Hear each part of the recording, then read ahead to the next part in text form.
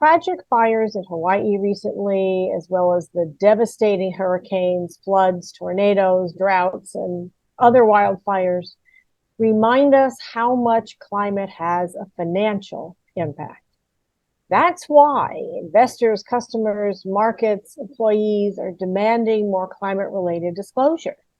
And that's why the Securities and Exchange Commission, the SEC, is issuing its final climate risk disclosure rule soon, why the international body, the ISSB, issued its first set of them recently as well, and there's an alphabet soup of climate disclosure rules. So climate-related reporting is at an inflection point. The rules for reporting are getting more stringent and more specific. There are more tools to help you measure your organization's impact throughout your operations and supply chains.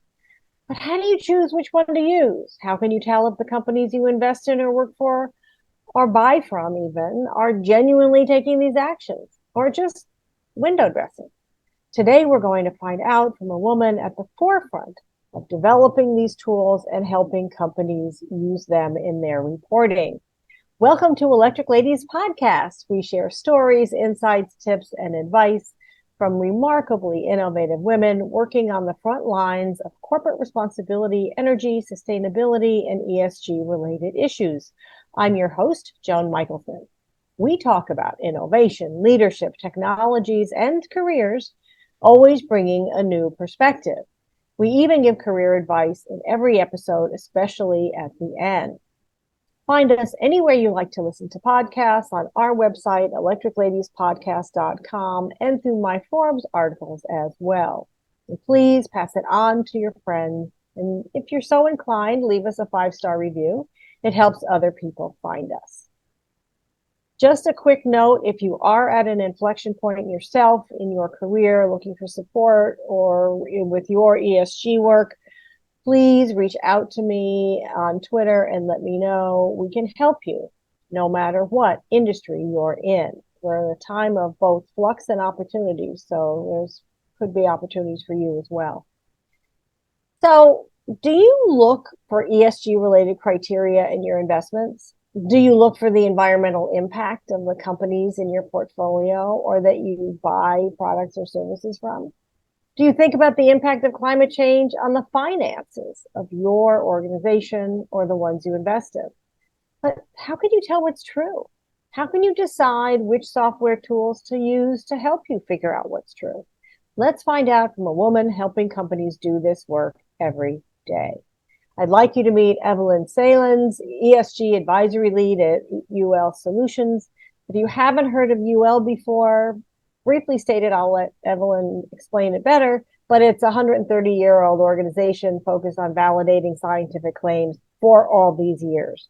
You might have even seen their seals of approval over time.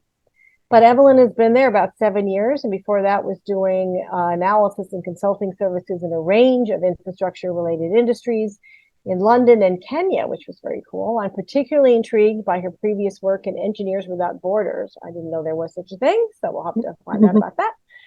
Evelyn earned her Master of Science in Business Engineering and Supply Chain Management and the Master of Science in Urban Planning, Environment, and Sustainable Development, and attended the London School of Economics. That is a well-educated woman. So without further ado, please join me in welcoming Evelyn Saelens to Electric Ladies Podcast. Welcome, Evelyn. I'm so glad you're here. Thank you so much, Joan. I'm so happy to be here. So excited for this conversation. Oh, you're welcome. You're welcome.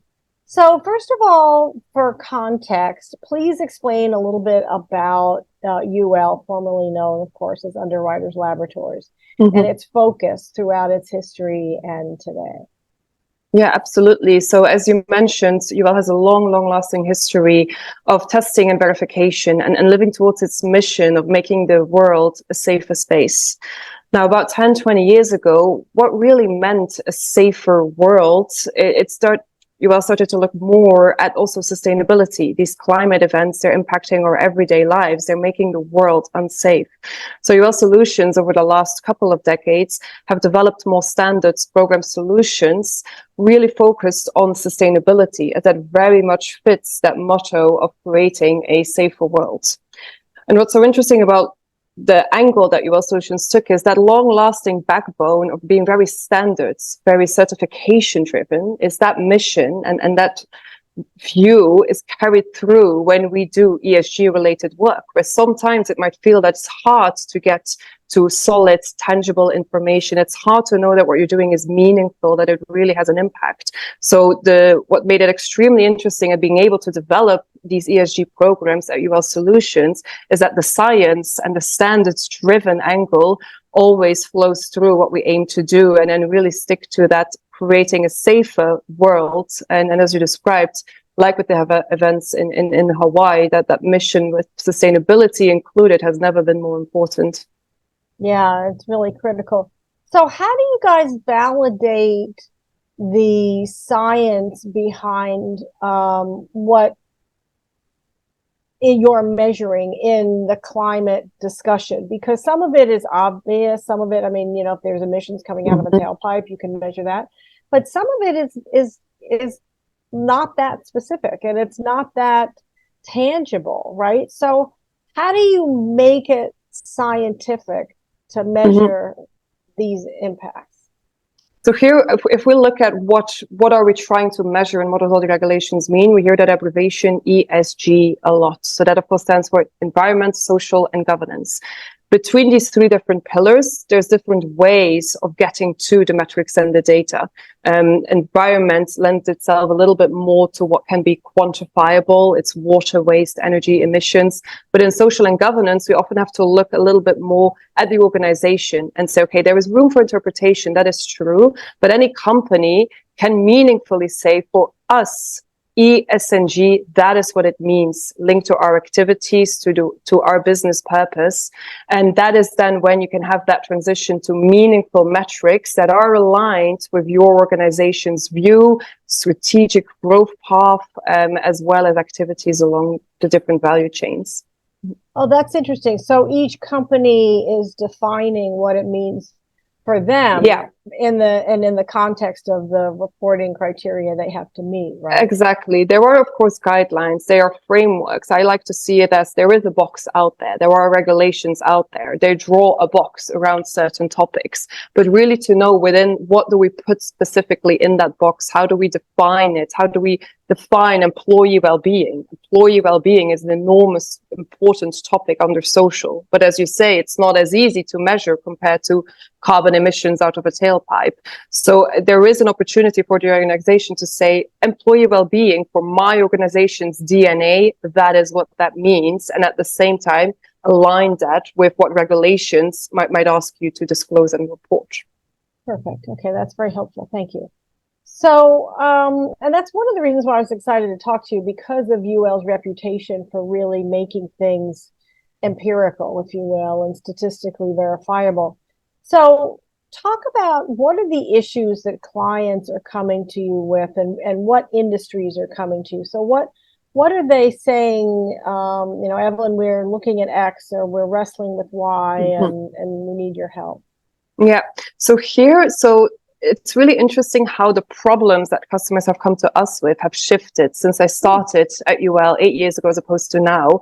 When I started more at the data software side of things 8 years ago, we had large organizations really leading on the ESG and sustainability curve, who had developed their really robust own internal processes, and they needed help with the execution.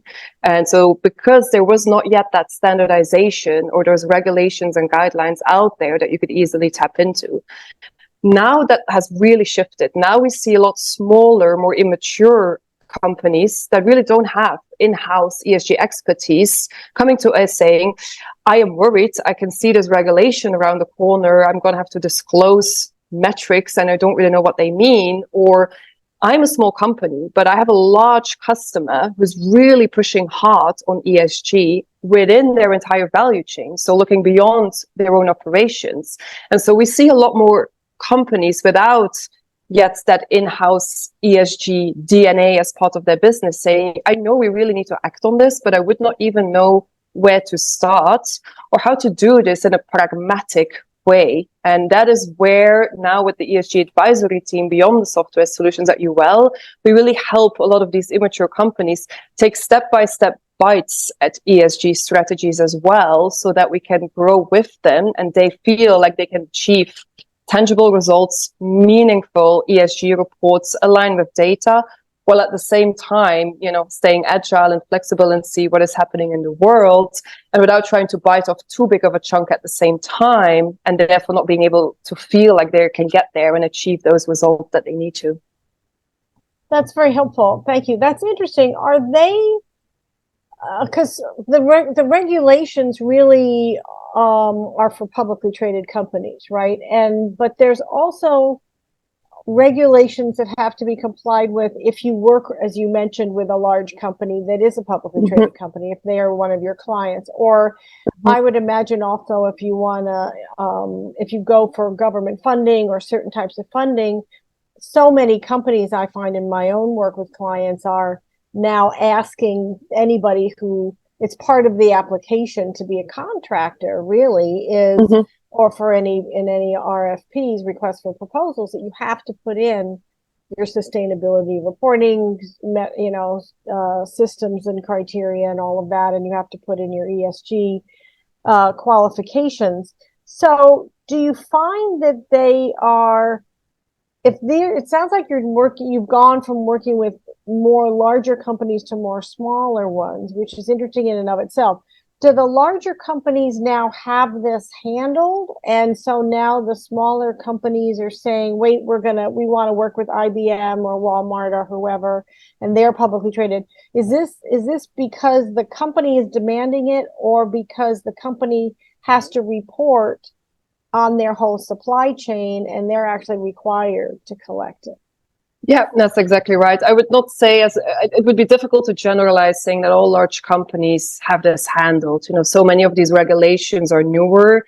They would still, might have some concerns to see, do really all our aspects of our operations align? Disclosing and measuring is one thing, but improving the performance, that's a continuous activity that all large companies still work with. So when it comes to improving on ESG topics, reducing emissions, increasing employee well-being, mitigating ESG risks, large organizations still every day need to work on that. But I think you're exactly right. I think it's those large organizations wanting to have visibility across their entire value chain that has now shifted so much of that focus as well to smaller organizations, and where that shows that evidence that having an ESG strategy is really helping cement and grow your business. And that link between ESG and financial performance becomes more and more apparent, because without a robust ESG plan, you might lose business. Yeah, exactly. I mean, literally you could lose a contract, right? So are customers pushing them, or are employees or investors? Has anybody been turned down for funding, say, from the Inflation Reduction Act or something like that, because they didn't have systems in place? I think so. I think all those drivers play. I think the majority of the drivers that we see companies really move to action is investment related and financial or customer demand related. It is very true that companies want to do the right thing, and they know that it will help them retain talent, especially newer generations in the workforce. We've seen studies that they prioritize actually the positive impact on the company they work for compared to salary or career growth. But I've not seen that being a sole driver to really justify on its own a company taking action. I think there would always be multiple components to that then. Yeah, it's usually follow the money, right? Exactly. I have interviewed some corporate executives in sustainability who have said to me they've been asked by their colleagues in IT or HR or finance or an unrelated part of the business to interview some candidate that they're interested in, because that candidate wants verification of their sustainability profile. I just thought that was, and it's happening more and more, of course. So interesting. I think that's wonderful. Yeah, it is actually, because it's, it's bottom up as well as top down, right? So what are the challenges that they're coming into you with their ESG and climate related work? Is it figuring out, as we were talking about a minute ago, is it, counting carbon emissions? Is it reducing their emissions? Is it tracking the supply chain through the supply chain? You said, I mean, obviously there are frameworks, and there's criteria that, you know, even the SEC put out in its initial disclosure proposal, and then there's the ISSB and the alphabet soup. But then you said each company defines their own. So what are the actual challenges that they are bringing to you today? Yeah. So there's challenges in three areas, so to say. So the first area, I would say, we call that Mobilize on our ESG program. So it's the very first step. It's understanding what do we need to do, who do we need to do it, and it's that first step towards engagement and mobilization. So here, a lot of companies don't really know where to start, or they would not really know what ESG topics to focus on, but also how to start weaving in ESG in other business functions. Very often we have one sustainability officer sitting in isolation. Yeah. There's only so much impact they will have. They might be able to do annual reporting and disclosures, but if we really want to understand what ESG means to the business, it's a business activity. So we need access to those other stakeholders, get them understanding and engaged and mobilized. So that's often the first step. It's making sure that we have an engaged organization that together works on the topics that are priority to them. It sounds like it includes getting buy-in from them as well. Yes, exactly, 100%. Yeah. And it's what I often call starting to make ESG part of the DNA as well of an organization. And I think a company needs to first figure out, before they can take action, what do we want ESG to mean for us? And unfortunately, there will always be companies out there that say, I just want to be compliant. I want to do the minimum effort, not to lose business. Okay, you know, there will always be like that. But I think it's important to understand for your organization, and that is as well top down and bottom up, what do we want ESG to mean for us? Do we want to be leading? Do we want to be innovative? Or are we stuck being just on that wanting to be compliant curve? So figuring that out with them to then be able to shape up the plan, or what ESG means and how do we translate it into metrics, actions. That's the first step under that Mobilize. We would then come to measurement. So once you have identified what is important, let's measure it. And here we look a little bit more data focused. Here we want to be efficient. You know, we don't want to overburden many different stakeholders with surveys and so forth. So this is where the software, this is where automation can really come into play to smartly capture the data of those metrics and make sure that we work on a program that's efficient for everyone. And then we come to manage, because no one wants to spend their time just pulling the numbers together. You want to turn your ESG data into ESG intelligence. And that is often where companies rely on subject matter experts to say, okay, now what do I do? We don't just report the numbers for the sake of reporting them. We want to actually use them to drive business decisions, not just ESG and sustainability decisions, but really weave them into the business activities. So I think that is sort of the three big steps, and there's challenges along the way, of course, for each of them. That's great. That's very helpful. I was going to ask you about the business decisions, because in my experience, what's really fascinating, because I spent years in management consulting before I got into the ESG space, is that I find that the data, the knowledge, the trends, the patterns, the metrics that come out of looking at your business through these lenses actually create or highlight, they don't always, it depends who's looking at them, but they can highlight both risks and opportunities. So, you know, when I was at Chrysler, I created new revenue streams by looking at some of this data and going, wait, we've got, you know, this opportunity over here. And so I'm glad that you're talking about that. Are they receptive to those, or what percentage of the companies you're dealing with maybe are receptive to actually doing that, to seeing that the ESG data is intelligence for their whole business? Mm-hmm. I would say for the companies who, when they look at that first step to say, what does ESG mean to us in our DNA? I think for the ones that are on the leading end, it's crucial. They want to make that part of the way they drive business decisions. You will see it less of the companies who are striving to be ESG compliant, not to lose business or not to be completely, at the tail end of the curve, but are not leading to get up there either. I think nowadays, with some of the ESG frameworks that are out there, there's a lot of ways to link ESG metrics and performance to your financial metrics. The energy prices is a good example. We saw in the US, energy prices soaring. If you have a company would have generated your own on-site renewable energy, you might have installed a windmill. That does not just have a sustainability impact, that actually cuts down so very significantly on the electricity bill at the end of the month as well. And there's a lot of examples out there, losing talent in your employee workforce costs money. So if you can retain talent by having a higher employee well-being focus, that's also going to save money. So of course, along these ESG factors, you can really start to make direct financial links, and that often gets you the buy-in that you need, because it's, as you say, money talks and people will follow the money. But that link can really be made in a meaningful way without losing, the ESG perspective on it and just reducing it to financial numbers. Well, I appreciate that. And just to put a pin in that, when you make a lot of these decisions, you're also protecting your operations from other hazards that would cause you a greater expense down the line. If you're using more renewables, you're less at the mercy of the fluctuations from OPEC, et cetera, or from, things like the tragic war in Ukraine or what have you. So we're lowering your bill overall, but you're also creating some certainty, which of course is what business strives for. What surprises you the most in working with clients?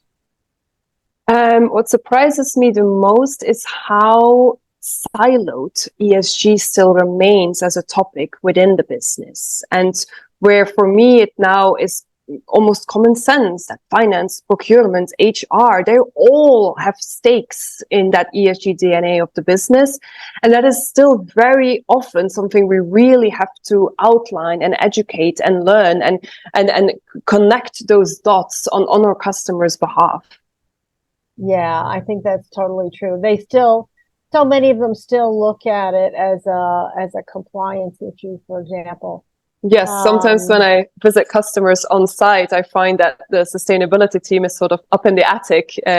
So I'd love to see that change. Yeah, they're under legal or whatever. Yeah, exactly. I totally get it.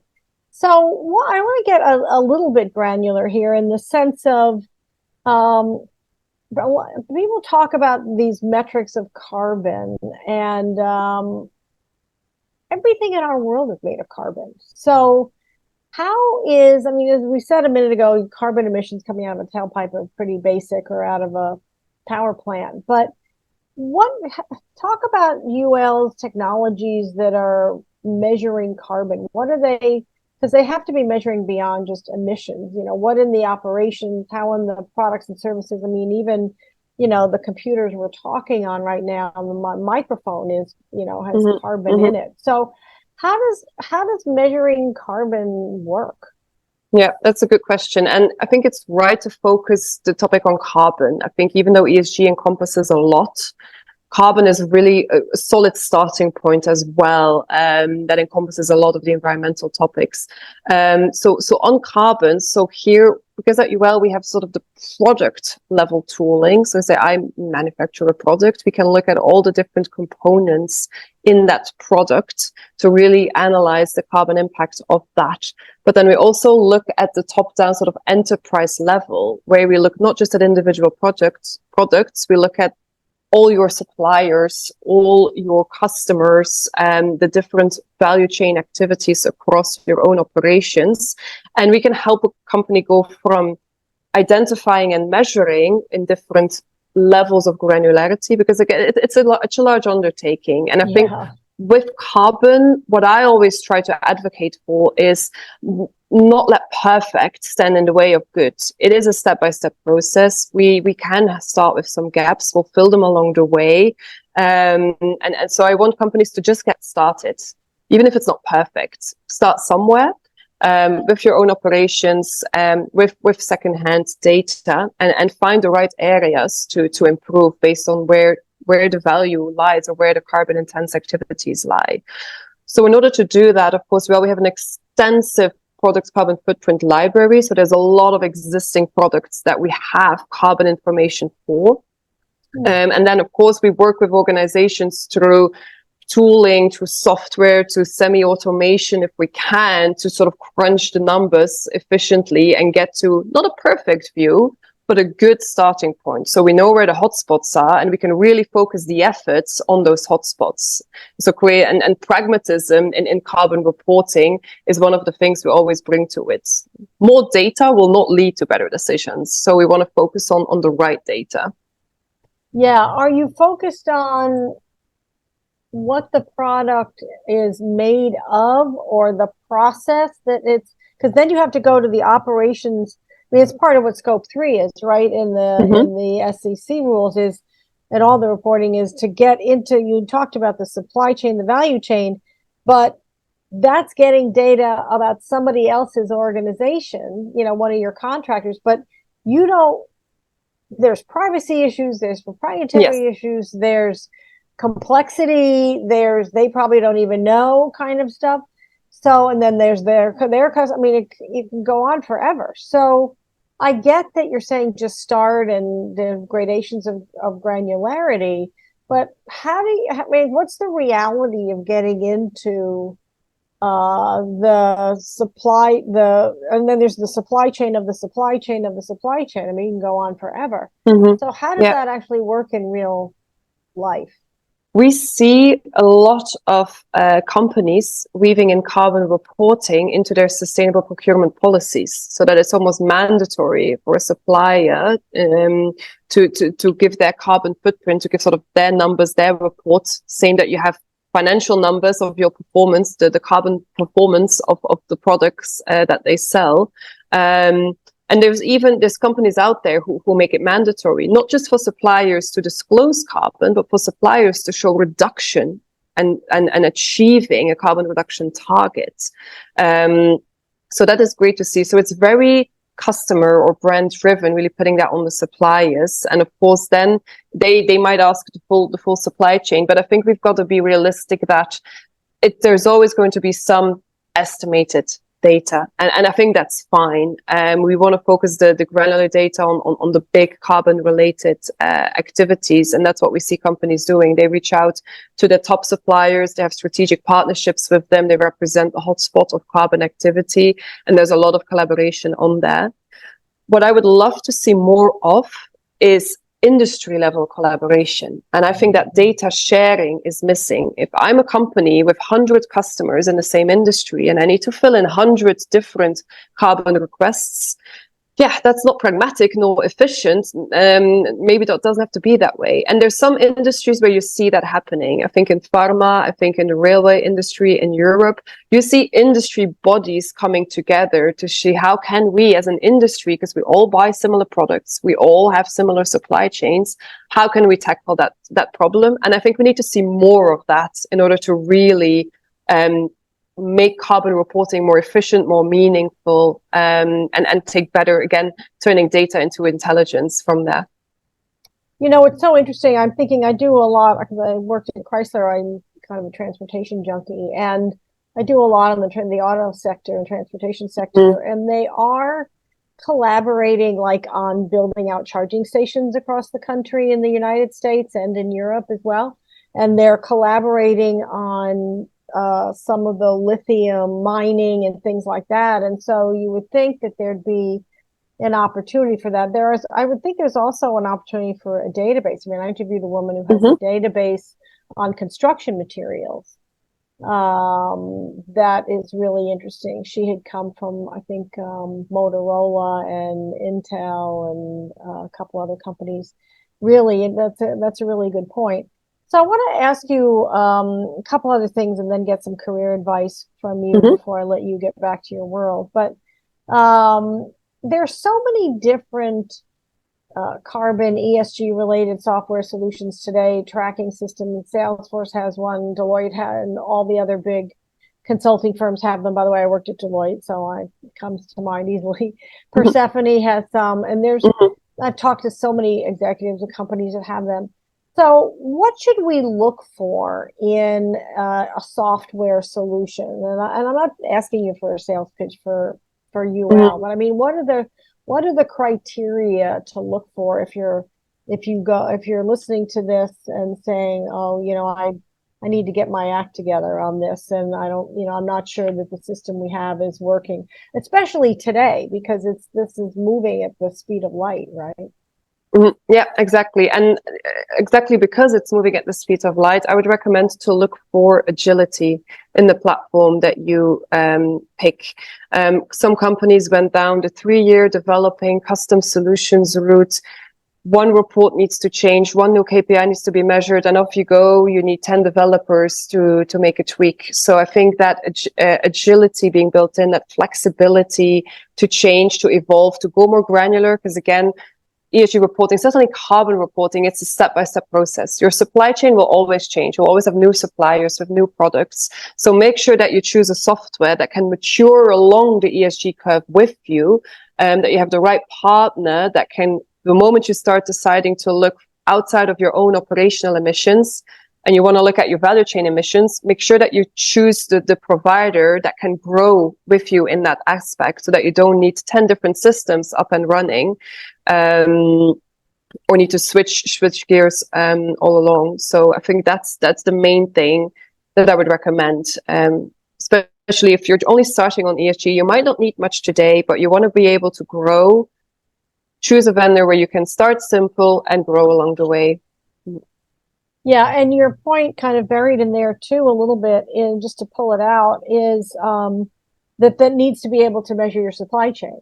It's not just measuring your operations, but it's going deep into as deep as you can get into the vendors that you work with. And it's kind of interesting because, you know, they don't always, a lot of companies and executives I found, until they start doing this work, they don't really realize how complicated their supply chain really is. It highlights the suppliers of their suppliers of their suppliers Mm-hmm. too, right? It's interesting. Mm-hmm. One more question, then I'll get some advice from you, but I could talk to you for about 7 hours about this stuff. I just love this stuff. In the US and I think where you are in Europe, there's still an anti-ESG backlash. Mm-hmm. So I want to just, pull that out for a minute. And we know it's kind of goofy to me. I mean, if an investment manager said to you, oh, we're not going to consider risk, it really doesn't matter, we're putting together your portfolio. I mean, if a company looks like it's at risk, that we're not going to pay any attention to that. You would fire them and get a new investment manager. And so for all these people to say, don't look at ESG issues, they are irrelevant or they're just political, is to me, it's preposterous. It's saying, 100%. don't look at risk. Yep. Don't look at, I mean, just look at Hawaii, just look at anywhere, right? The floods near you in Europe. I mean, in Germany, you had unbelievably catastrophic floods, and the floods in Pakistan, and I mean, we can go on forever. So what is your take on how to respond to people on this issue? And is there an underwriter's, a UL kind of take on this? So my take would be the way to mitigate that and to sort of undercut that. I would draw back in that financial component. Risk costs money, and no one wants to lose money. You don't need to like the terminology ESG. You don't need to be a climate advocate. I think that it is easy. I don't like the word easy, but it's possible. And there's clear evidence that you can show that not mitigating or not taking ESG related risk, whether you call them something different, into account, is going to cost your business money. Higher energy bills is an example, lesser access to raw materials, disrupted logistical flows, loss of employees, loss of your consumers, your market share, because consumers do start to look at this. So I will say, okay, if you don't want to act on this, then I think you can start seeing your business shrink, and it will cost money. And I think that is the counter argument to that, in my opinion. Mm-hmm. Yeah, and it will also cost you opportunities because we Hmm. were just talking about how you have to qualify, Yeah, this for yeah. a part of your qualifications for a lot of proposals. And if you don't have it, or even government Hmm. funding, in Yeah. the EU and the US now and other places. So before I let you go, I like to give career advice to mid-career women, kind of Hmm. like you. And think about a woman who has, like you, a wonderful education history and experience, knows what she's good at, and she wants to make a difference, and she wants to advance and make money and make a difference, and doesn't want to have to trade those off. So, what advice would you have for her? So I've been very fortunate at UL. I've been there for 8 years, so I've had been given lots of opportunities. But I think the one thing that I had learned, or I needed to learn, is to speak up more. And I think I can draw this parallel to women. We often let others finish. We let others have the microphone. We sit back and potentially sometimes wait for things to come to us. And I said, "Oh, I do good work. Automatically, I'm going to get more responsibility. I won't have to ask for that." And that was an important learning that I needed to do, to say, no, no, go against the nature a little bit, grab the microphone. You know better, so you can take the words, and you can ask for things. And so the way that I try to do that is, within my company, I try to surround myself with people that I felt comfortable with being a little bit more proactive, so I could do that, so I could have their ear and sort of find those connections either within the ESG network. This is already such an amazing community of women connected. So I would say, try to be proactive, get out there, find those people that you're comfortable with, putting yourself first, being proactive, maybe even a little aggressive. Why not? We can be aggressive if we know what we want. Let's do it. And so that is the advice that I would give, is to not sit back, get out there and do that with people around you that are supportive, that you feel comfortable with doing that. Oh, I love that. That's really terrific. And that's actually behind Electric Ladies podcast, because Mm-hmm. in doing this work, it got very frustrating to see that women were not getting the microphone, as you literally describe it. That's how I put it myself. And that there were so many cool women doing this work that were not getting a microphone, and that we needed more women in this doing this work. And so I figured if we gave more women the microphone, they would become role models, and it would Mm-hmm. raise everybody, it would raise up all these amazing, talented women like you. So thank you so much. I appreciate that. So thank you. Really, I appreciate it. Any final thoughts before I let you get back to your day? No, I would say, even by taking small steps, we're still making a difference. You can still walk a mile taking small steps. I would say, don't let systems and regulations stand in the way of passion. It's great to be able to contribute. So sometimes, the corporate world and regulations can get, can fog up the passion. So I would say, remind that we're all here creating a more positive, more safer world. Oh, that's wonderful. It's a great note to end on, too. Thank you so much for joining us today on Electric Ladies Podcast, Evelyn Saelens of UL ESG Solutions. Thank you. You're welcome. You're welcome. So, do you know what your own carbon footprint is, or what your company's is? Post it to us on Twitter and Threads at Joan Michelson. Send us any questions you have there as well. You may win a complimentary session with me, a 30-minute session with me. And please subscribe to our mailing list to stay abreast of our talented, amazing guests like Evelyn, our articles, and career advice. You can subscribe on our website, electricladiespodcast.com. I'm Joan Michelson. Thank you for joining us. See you next time.